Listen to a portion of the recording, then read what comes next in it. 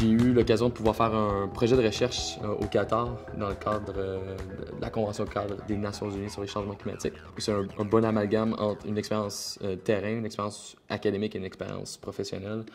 Ensuite, j'ai dû faire mon stage du côté d'une organisation qui me plaisait, soit Reporters sans frontières, à Genève, au Conseil des droits de l'homme.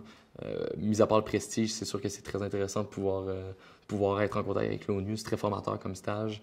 On joue dans la cour des grands, autrement dit.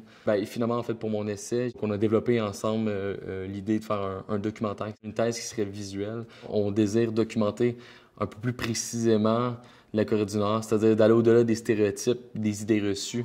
Si on veut voyager, si on veut se promener, faire voyager nos écrits, il faut forcément aller chercher les occasions, les saisir. Par exemple, en décembre dernier, j'étais au Vietnam. Pour moi, c'était une chance immense que de rencontrer des gens qui s'intéressent aux mêmes thématiques que moi, mais dans tous les milieux francophones au monde.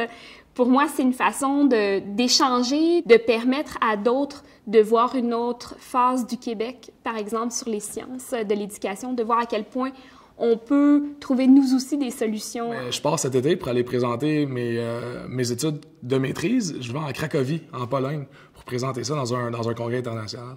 Ça apporte beaucoup, justement, d'aller à des congrès internationaux comme ça, parce qu'on peut échanger avec les chercheurs là-bas. On peut avoir beaucoup d'apprentissage, autant en écoutant les présentations des autres, en présentant notre projet, mais on peut discuter. Il y a des personnes qui peuvent apporter des commentaires intéressants.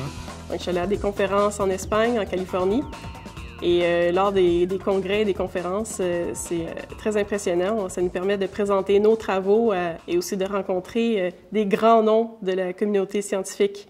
Et avec ces connaissances-là, souvent, on est capable de développer des projets. Donc, par exemple, j'ai présentement une collaboration avec le CERN à Genève, où est le Large Hadron Collider, où ils ont trouvé le boson de Higgs.